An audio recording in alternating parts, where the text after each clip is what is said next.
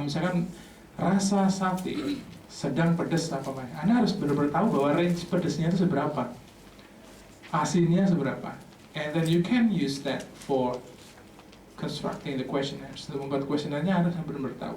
Lain dengan kualitatif, kalau kualitatif Anda menggunakan wawancara kan nggak harus tahu, is exploratory.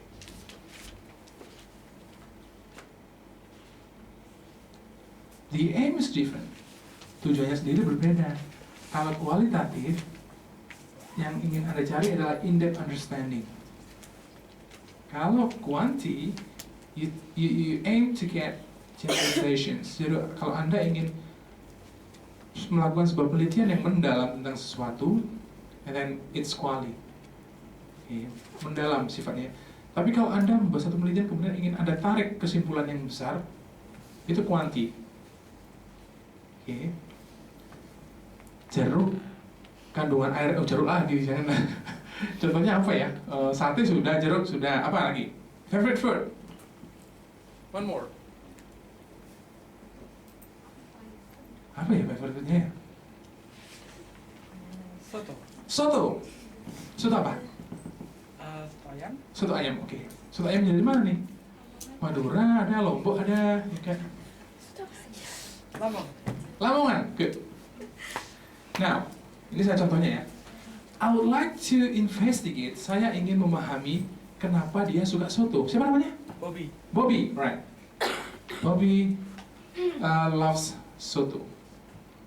Soto ayam suka banget.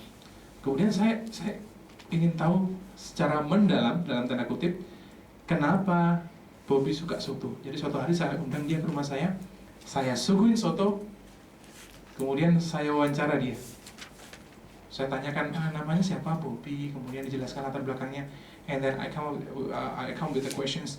Kenapa sih Bobby ini suka soto? Kenapa coba saya tanya? Aduh. Kenapa suka soto, Mam? Rasanya semriwing gitu ya? Soto. Ya apa ya? Kuahnya itu segar apalagi kalau udah pakai sambal. Manis. Sensasi apa yang Anda rasakan ketika makan itu? What is the sensation? Apa ya? Ya apa ya? Ya segar aja. Segar. Ketika makan itu segar, ada aroma jeruknya, ada bumbunya.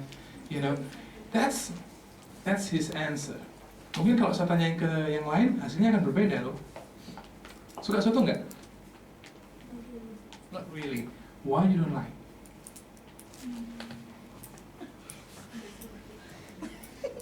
Iya, nggak tahu aja. Suka berkuah. Alright. Nah, if I investigate more, saya tertarik untuk benar-benar memahami kenapa sih si Bobby suka banget sama suatu. Saya tanyain terus, kata Bobby tadi segar gitu ya. Segar, ada sensasi lain, ada rasa jeruknya. Kenapa Bobby suka dengan rasa jeruk? And more, and dig more, and dig more. That's quali. Itu bedanya kualitatif. Kualitatif Anda dig more behind that. And sometimes is unpredictable. Kadang-kadang tidak unpredictable, nggak bisa diperkirakan. Ternyata Bobby, saya temukan, Bobby, I like fresh because it's fresh, soto is menyegarkan gitu ya. Kenapa? Ternyata Bobby punya past experience with oranges for example. Balik lagi ke jeruk. Experience oranges. Kenapa dia nggak suka dengan soto? Ternyata, bad experiences with oranges. It could be like that. But you dig more. In quanti, kalau di kuantitatif itu beda lagi. Yang kita cari adalah generalized. So we spread the questionnaires. For example, kita bikin suatu questionnaire. Apakah soto itu enak? Ada yang jawab enak, ada yang sedang, and we come up with a conclusion with numbers. 60% responden menyatakan bahwa soto itu segar. Yeah, right. Itu bisa di generalize nggak? Bisa ya, because we involve more people. And mixed method, yang di tengah-tengah itu mixed method, itu share between quanti and quali. Jadi kalau powernya quali itu, kekuatan quali kan tadi di in-depth understanding ya, kita memahami orang, kita tanyain terus. Kemudian quanti, we come up with generalizations. And mixed method is actually sharing between quali and quanti. Jadi kita pengen dig deeper more, dengan cara mewawancara, kita juga spread surveys, for example. What are the instruments in both quali and quanti? Kalau method itu caranya, the way we do things, right? Instruments is actually the tools that we use to dig something. Instrumen itu alatnya yang kita pakai untuk mendapatkan data di riset kita. Ada banyak kita bisa pakai interviews. Saya undang Bobby ke rumah, saya traktir ngopi dulu, kemudian saya ajak ngobrol-ngobrol.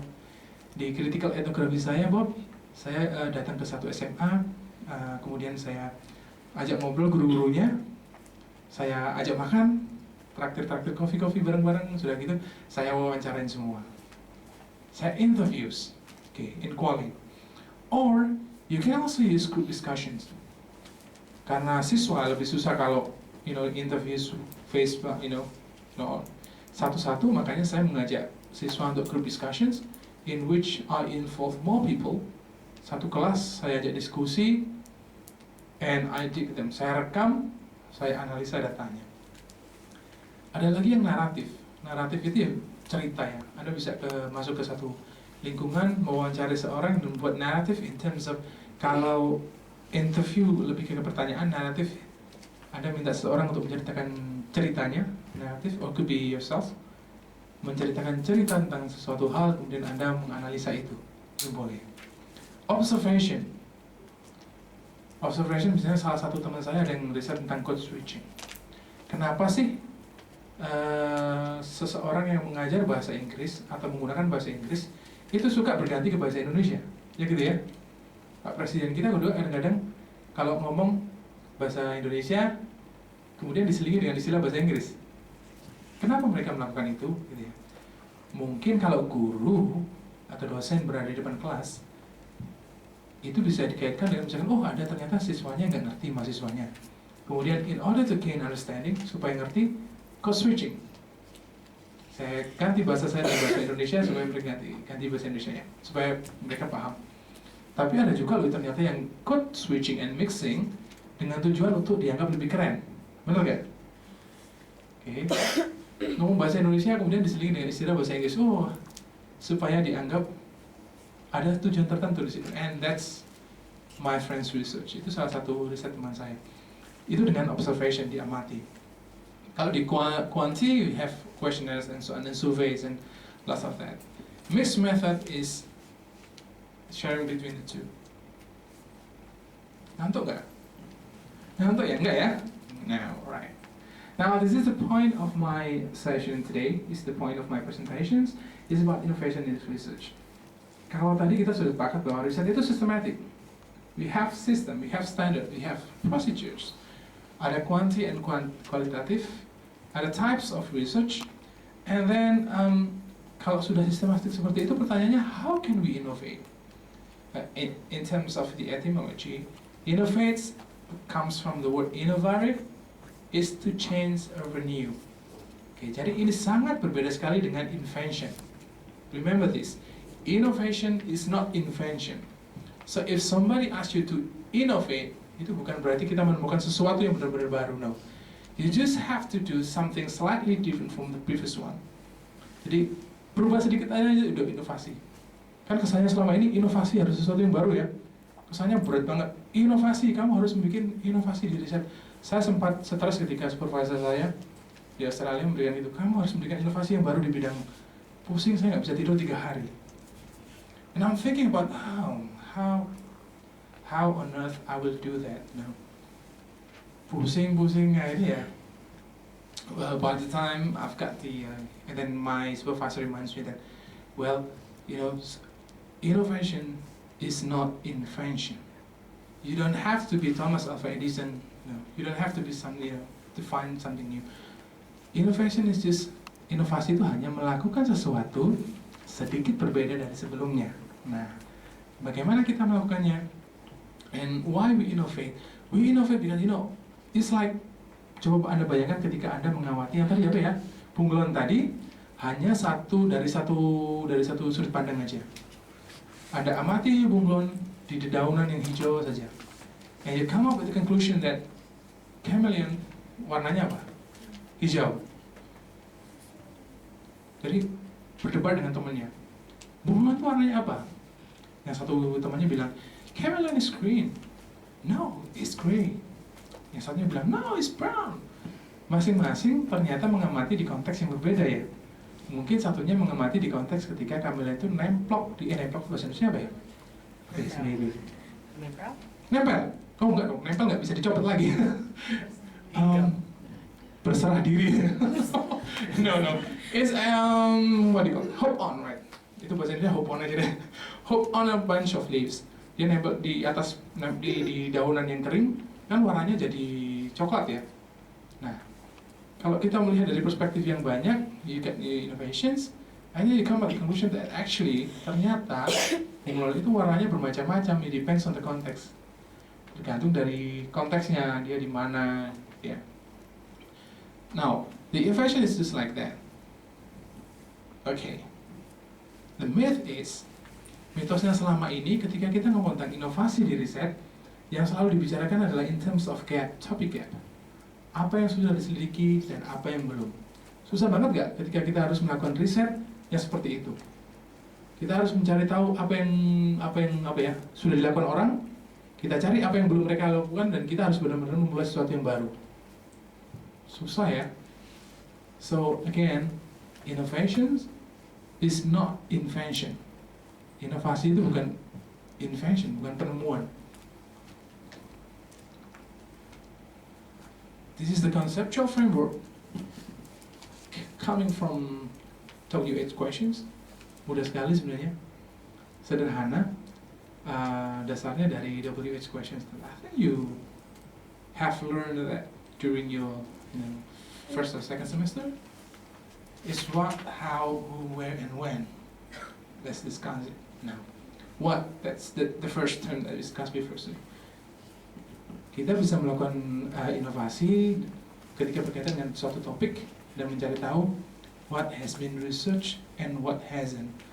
And it's actually grounded on the topics of research. Jadi kita menyelidiki aspek apa yang sudah dikerjakan oleh orang lain. Misalnya begini, si A sudah menyelidiki bunglon tadi di lingkungan di daun-daun yang berwarna hijau. Si B sudah meneliti tentang bunglon di tempat di mana daun-daun berwarna kuning. Suatu hari Anda berjalan dan menemukan bahwa ada bunglon nemplok di daun yang warna ungu. And you have questions in your mind. Kemudian Anda punya pertanyaan kalau bunglon ini nemplok di sesuatu yang warnanya ungu, warnanya jadi apa ya? And you investigate that. So it based on the topic. Ada gap topik yang bisa Anda teliti. Si A ini sudah meneliti tentang novelnya Shakespeare. Si B sudah meneliti tentang novelnya siapa? Hemingway. Si C hal-hal lain. Tapi ternyata ada loh satu novel yang ditulis oleh Walt Disney. Wah, mungkin saya harus ini nih meneliti tentang topiknya Walt Disney, gimana ya? And that's new topic.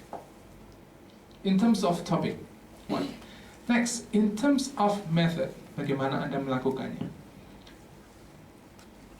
How you do that? You can use different paradigm to understand the topic of research.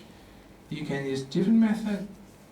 Kalau orang lain mungkin melakukannya kualitatif, Anda bisa melakukan dengan hal yang lain dengan kuantitatif. Or you want to make a very strong claim and you use mixed method, that will be a good challenge for you. And also you can use new instruments. Nah, ini yang lebih mudah.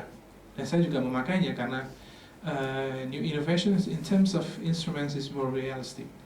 Jadi ada yang namanya CASI, sekarang lagi musimnya komputer ya. Computer assisted self interview, in which you use, Anda menggunakan komputer untuk menginterview diri Anda. Jadi kita susun pertanyaannya, ada teknologi namanya text to speech. Anda ketik pertanyaannya, kemudian dia akan, atau Anda bisa merekam juga suara Anda, si komputer itu akan mewawancara Anda dan Anda menjawab pertanyaannya dan Anda rekam sendiri, kemudian dianalisa sendiri. You can use that. Itu namanya peneliti beling sebenarnya. The simplest way, but you can use that. Itu boleh. Ada satu software komputer juga yang saya gunakan, nanti saya share ke rekan-rekan semua ya. Now, also in terms of subject or participants who, it's replication. Ini disebut dengan replikasi. Jadi replikasi adalah mengambil framework atau